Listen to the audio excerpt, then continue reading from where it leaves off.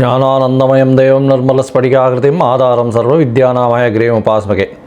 Astro TV நேயர்களுக்கு அஸ்ட்ரோகே செய்யுங்களின் பணிவான நமஸ்காரங்கள். வார பலன் 22/7/2024 28/7/2024 வரை உண்டான வாரத்திற்கு மேஷம் முதல் மீனம் வரை என்னென்ன பலன்கள் அப்படின்றத பார்ப்போம். முதல்ல இந்த வாரத்தினுடைய கோல்சாரம் என்ன, இந்த வாரத்தில் வரக்கூடிய விசேஷங்கள் என்னென்ன, இந்த வாரத்தில் எந்தெந்த ராசிக்காரர்களுக்கு சந்திராஷ்டமம், இந்த மூன்றுத்தையும் பார்ப்போம். இந்த வாரத்தினுடைய கோல்சாரம்னு எடுத்தோமேயானால் காலபுருஷ தத்துவத்தின் 2வது ராசியான ரிஷபத்தில் செவ்வாயும் குருவும், கடகத்தில் சூரியன் புதன் சுக்கிரன், கன்னியில் கேது, கும்பத்தில் சனி பகவான், மீனத்தில் ராகு இருக்கிறது விசேஷம். இந்த வாரத்தில் சந்திர பகவான் ஸ்ரவண நட்சத்திரம், அதாவது 22ஆம் தேதி ஸ்ரவண நட்சத்திரத்தில் இருக்கார். அதிலிருந்து பரணி நட்சத்திரம் வரலும் போகிறார். ஸ்ரவண நட்சத்திரம் மகர ராசியில் இருக்குது, பரணி நட்சத்திரம் மேஷ ராசியில். அதனால் மகரம், கும்பம், மீனம், மேஷம் 4 ராசிகள் போகிறார். இந்த வாரத்தில் வர்ற விசேஷ நாட்கள் அப்படின்னு பார்க்கும்போது 22ஆம் தேதி ஸ்ரவண விரதம் வைணவர்களுக்கு மிகவும் ஏற்றமானது. அதாவது அந்த காலகட்டத்தில் எதுவும், அதாவது உபவாசம் இருக்கிறது விசேஷம், எதுவும் சாப்பிடாமல் இருக்கிறது விசேஷம். அன்றைக்கி சொஜ்ஜி சாப்பிட்றா. நார்மலி வயசானவா, அதாவது உடல் நலம் கருதி அவங்க சொஜ்ஜி இனிப்பு பதார்த்தங்கள் சாப்பிடுவா. காரம், உப்பு, புளிப்பு சேர்த்துக்கிறது இல்லை. இது வைணவர்களுக்கு ஒரு மிகவும் விசேஷமான நாள். ஸ்ரவண விரதம். திருவோணம் அப்படின்றது 2 நட்சத்திரங்களுக்கு மட்டும்தான் திருன்ற அடைமொழி உண்டு. ஒன்று திரு ஆதிரை, இன்னொன்று திரு ஓணம். சிறு ஆதிரை சிவபெருமானுக்கு ஒரு பெரிய ஏற்றத்தை கொடுக்கக்கூடிய நட்சத்திரம். திருவோணம் பெருமாளுக்கு உண்டான நட்சத்திரம்னு சொல்லக்கூடியது. இந்த வாரம் பார்த்தாலேயானால் 23ஆம் தேதி ஸ்ரீ காஞ்சி காமகோடிபுரம் ஸ்ரீ ஜெயேந்திர சரஸ்வதி சுவாமிகளுடைய ஜெயந்தி வருது. 23/7/2024 அன்னைக்கு.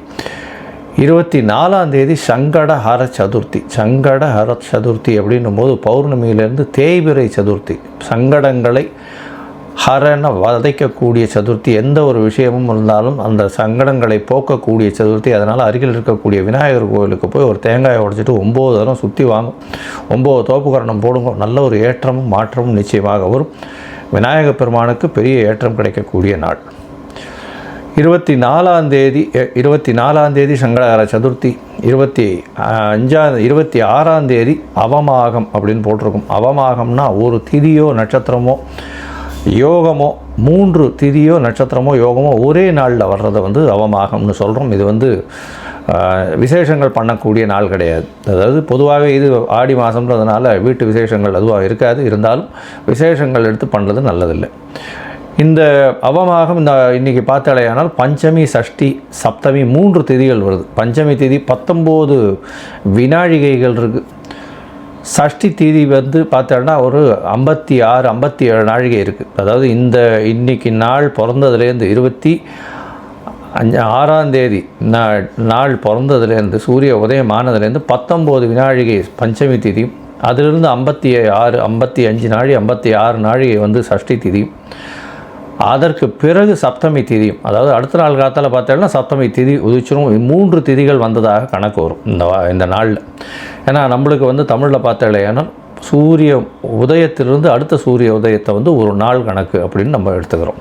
இதன் மூலியமாக அவமாகம் அப்படின்னு சொல்லக்கூடியது நடக்கிறது. இந்த காலகட்டத்தில் எந்த ஒரு புதிய முயற்சிகள் வேண்டாம். அதை தவிர எந்த விசேஷங்களும் செய்யாமல் இருப்பது ரொம்பவும் நல்லது. சரி, 27ஆம் தேதி பார்த்தாலேயானால் வாஸ்து நாள். வாஸ்து புருஷன் கண் விழிக்கும் நாள்னு சொல்லக்கூடியது. அதாவது வருஷத்துக்கே 8 நாள் தான் வாஸ்து புருஷன் கண் விழிப்பார். அந்த காலகட்டத்தில் எந்த தோஷங்களும் கிடையாது. அதாவது திதி, வாரம், நட்சத்திரம், அதாவது அஷ்டமி, நவமி, திதின்றது வாரம்னு சொல்லக்கூடியது. செவ்வாய், வெள்ளி, அந்த செவ்வாய், சனி எந்த மாதிரியான நாட்களும் சரி. நட்சத்திரங்கள்னு சொல்லக்கூடியது எந்த ஒரு நட்சத்திரமாக இருந்தாலும் பெண் நட்சத்திரத்துக்கு நல்லா இல்லை, ஆண் நட்சத்திரத்துக்கு நல்லா இல்லை, இந்த மாதிரியெல்லாம் பார்க்கவே வேண்டாம்.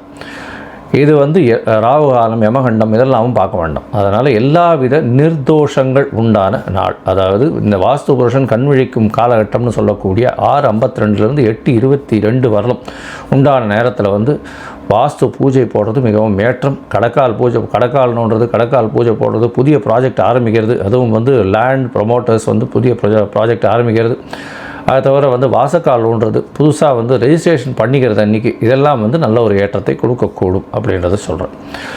இதில் வந்து இந்த வாஸ்து புருஷன் கண்விழிக்கும் டைமை வந்து 5ஆக பிரிச்சிருக்கா.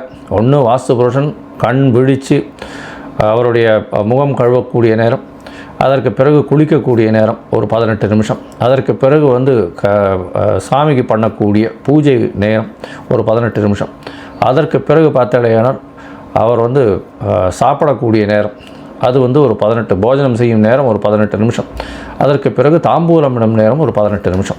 ஸோ இந்த தாம்பூலமிடும் நேரமும் போஜனம் செய்யும் நேரமான கடைசி 36 நிமிஷம், அதாவது 8:22 - 36 நிமிஷம், அந்த காலகட்டத்தில் பார்த்தேலையானால் உங்களுக்கு எல்லா விதமான ஏற்றங்களும் உண்டு. அந்த நேரத்தில் ஆரம்பிக்கிறது ரொம்பவும் விசேஷம் அப்படின்றத சொல்கிறோம்.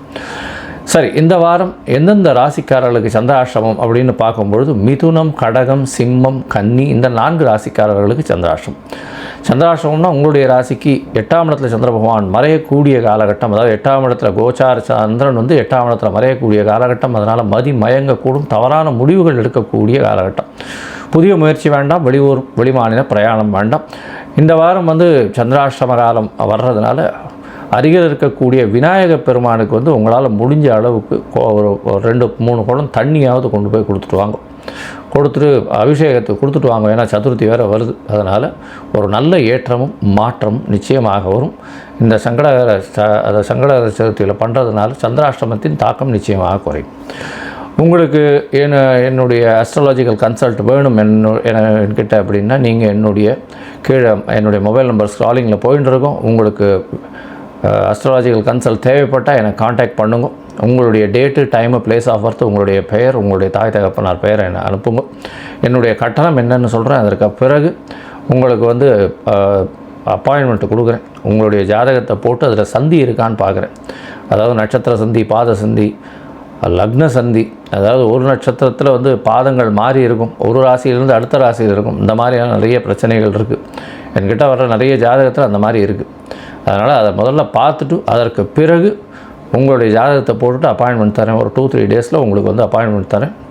அதற்கு பிறகு நம்ம வந்து டிஸ்கஸ் பண்ணலாம். உங்களுடைய பிரச்சனைகள் என்னன்றதை பார்த்து உங்களுடைய கோச்சார பிரகாரமும் உங்களுடைய தசாபுக்தி அந்தரம் சூக்ஷ்ம பிரகாரமும் என்ன எளிய பரிகாரம் அப்படின்றத சொல்கிறேன்.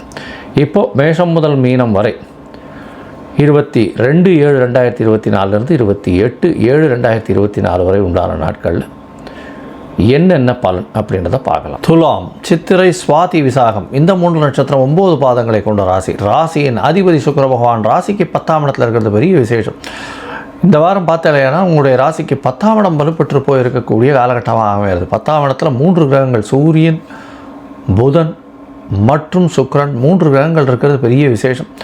உங்களுடைய ராசிநாதனே 10ஆம் இடத்துல இருக்கிறதுனால கலைத்துறையில் இருக்கிறவங்களுக்கு பெரிய ஏற்றம், சொந்த தொழில் பண்ணுறவங்களுக்கு பெரிய ஏற்றம். ஏன்னா 10ஆம் இடத்துல ராசிநாதன் இருக்கிறதுனால சொந்த தொழிலில் பெரிய ஏற்றம் கிடைக்கக்கூடிய காலகட்டமாக அமைய போகிறது.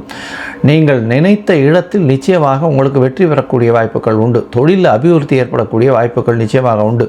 மறைந்த இடத்தில் குரு பகவான் இருந்தாலும் குரு பகவான் தனஸ்தானத்தை தனகாரகனை பார்க்கறது பெரிய விசேஷம். இதன் மூலியமாக பார்த்தாலேயானால் உங்களுக்கு பண வரவிற்கு பஞ்சம் இருக்காது, பொருள் வரவிற்கு பஞ்சம் இருக்காது. உங்களுடைய 7ஆம் அதிபதினு சொல்லக்கூடிய செவ்வாய் பகவானும் 8ஆம் இடத்துக்கு போய் மறைஞ்சிருக்கிறதுனால வீடு நிலம் சம்பந்தமாக ஒரு பெரிய ஏற்றம் கிடைக்கக்கூடிய காலகட்டமாக அமைய போகிறது.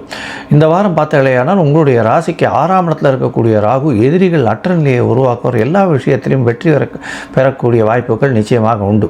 உங்களுடைய ராசிக்கு 5ஆம் இடத்துல இருக்கக்கூடிய சனி பகவான் மூலியமாக சிறு சிறு பிரச்சனைகள் உங்களுடைய அதாவது உங்களுடைய என்ன சொல்கிறது, உங்களுடைய இமேஜை கொஞ்சம் குலைக்கக்கூடிய அளவுக்கு இருக்கக்கூடும். இருந்தாலும் அதில் நிச்சயமாக வெற்றி பெறுவீர்கள். பொறுமையாக இருந்து அதை நிச்சயமாக ஆளுமை செலுத்தி நல்ல ஒரு ஏற்றத்தை கொடுக்கக்கூடிய காலகட்டமாக இந்த வாரம் அமைய போகிறது. இந்த வாரத்தில் வந்து உங்களுக்கு வந்து பார்த்தாலேயானால் 12ஆம் இடத்துல இருக்கக்கூடிய கேது பகவானை குரு பார்க்கறதுனால உங்களுடைய சொந்த ஊர் கோவில், அம்மன் கோவிலுக்கு போயிட்டு வரக்கூடிய வாய்ப்புகள் நிச்சயமாக இருக்கும். இந்த வாரம் 22/7/2024 28/7/2024 வரலும் உண்டான வாரத்தில் சந்திர பகவான் உங்களுடைய ராசிக்கு 4ஆம் இடத்துலேருந்து இந்த வாரத்தை ஆரம்பிக்கிறார். சதுர்த்த கேந்திரம் அப்படின்றது வந்து திக்பலம் பெற்றிருக்கக்கூடிய காலகட்டமாக அமையிறது. இதில் என்ன ஒரு விசேஷம் அப்படின்னா 10ஆம் இடத்தில் இருக்கக்கூடிய சுக்கிர பகவானை அவர் வந்து பார்க்குறார். இதன் மூலியமாக தொழிலில் அதிகமான அபிவிருத்தி ஏற்படும். தாயின் உடல்நிலையில் நல்ல ஒரு ஏற்றம் கிடைக்கக்கூடிய காலகட்டம். எதை தொட்டாலும் வெற்றி உண்டாகக்கூடிய காலகட்டமாக அமைய போகிறது. படிக்கக்கூடிய மாணவர்களுக்கு பெரிய ஏற்றத்தை கொடுக்கக்கூடிய காலகட்டமாக அமைய போகிறது. உங்களுடைய ராசிக்கு 5ஆம் இடத்துல, அதாவது 22ஆம் தேதியிலேருந்து 23ஆம் தேதி மத்தியானம் ஒரு 12:30 மணி வரலும் இருக்கக்கூடிய காலகட்டமாக 4ஆம் இடத்துல இருக்குது. அதற்கு பிறகு 5ஆம் இடத்துல புனர்பயோகம் அமையிறது. அதாவது உங்களுடைய ராசிக்கு 10ஆம் அதிபதி 5ஆம் இடத்துல போய் இருக்கிறதன்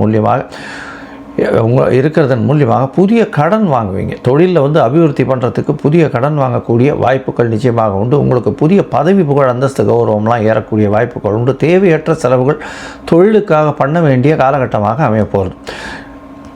இந்த வாரத்தில் பார்த்தோம்னா உங்களுடைய ராசிக்கு 5ஆம் இடத்துல சந்திர பகவான் 25ஆம் தேதி மாலை ஒரு 3 மணி வரலும் இருக்கார். அதற்கு பிறகு 6ஆம் இடத்துக்கு போகிறார். ராகுவோட சம்பந்தத்தில் இருக்கக்கூடிய காலகட்டமாக அமையிறது. 6ஆம் இடத்தில் உங்களுடைய ராசிக்கு 10ஆம் அதிபதி போய் இருக்கிறதுனால புதிய கடன் வாங்கக்கூடிய வாய்ப்புகள் உண்டு. வெளியூர் வெளிமாநிலம் போகக்கூடிய வாய்ப்புகள் உண்டு. திடீர் பணம் வரக்கூடிய வாய்ப்புகள் உண்டு. நீங்கள் இவ்வளோ நாளாக வந்து பேங்க்கில் லோன் கிடைக்காம இருக்கும். இப்போ வந்து பேங்க்கில் லோன் அவங்களே வந்து கொடுக்குறேன்ற அளவுக்கு கொண்டு வந்து கொடுப்பாங்க. இந்த வாரம் பார்த்தாலேயானால் 10ஆம் இடத்தில் இருக்கக்கூடிய ராகு பகவானோட சேர்ந்து சந்திரன் இருக்கிறதுனால போட்டித் தேர்வில் நிச்சயமாக வெற்றி பெறக்கூடிய வாய்ப்புகள் உண்டு. எந்த ஒரு போட்டியிலையும் வெற்றி உங்களுக்கு நிச்சயமாக இருக்கக்கூடிய காலகட்டமாக இந்த வாரம் அமைய போகிறது. இந்த வாரத்தில் உங்களுடைய ராசிக்கு 7ஆம் இடத்துல சந்திர பகவான் போகிறார். அது வந்து 27ஆம் தேதி மாலை 5 மணியிலிருந்து 29ஆம் தேதி மாலை ஒரு 9 மணி வரலும் இருக்கக்கூடிய காலகட்டமாக அமையிறது. இந்த காலகட்டத்தில் பார்த்தாலேயானால் 10ஆம் அதிபதி 7ஆம் இடத்துல இருக்கிறதுனால 10க்கு 10ஆம் இடம்னு சொல்லக்கூடிய இடம் அப்படின்றதுனாலையும் தொழிலில் ஒரு பெரிய அபிவிருத்தி இருக்கக்கூடிய காலகட்டமாக இருக்கிறதுனால வெளிநாட்டிலிருந்து உங்களுக்கு வந்து முதலீடுகள் வரும். திடீர் பணம் வரக்கூடிய வாய்ப்புகள் நிச்சயமாக உண்டு. எதை தொட்டாலும் வெற்றி பெறக்கூடிய வாய்ப்புகள் நிச்சயமாக உண்டு. உங்களுடைய ராசிக்கு பார்த்தாலேயானால் இந்த வாரம் பெரிய ஏற்றமான வாரம். அதுவும் கலைத்துறையில் இருக்கிறவங்க, கார்மெண்ட்ஸு, ஆடை பின்னக்கூடியவர்கள், அதை தவிர வந்து பால் பதனிடக்கூடிய வியாபாரம் பண்ணுறவங்க, இந்த வியாபாரம் பண்ணுறவங்க பெரிய ஏற்றத்தை கிடைக்கக்கூடிய வாய்ப்புகள் நிச்சயமாக உண்டு. மொத்தத்தில் பார்த்திங்கன்னா இந்த வாரம் நீங்கள் அருகில் இருக்கக்கூடிய ரங்கநாத பெருமாளை போய் சேவிச்சுட்டு வாங்க. ஒரு தரம் அந்த ரங்கநாத பெருமாளை சேவிச்சுட்டு அங்கே வந்து ஒரு பால் வந்து கொடுத்துட்டு வாங்க அம்சை பண்ணுறதுக்கு. இதன் மூலியமாக உங்களுக்கு எல்லா விதமான வெற்றிகளும் வந்து சேரக்கூடிய வாய்ப்புகள் உண்டு.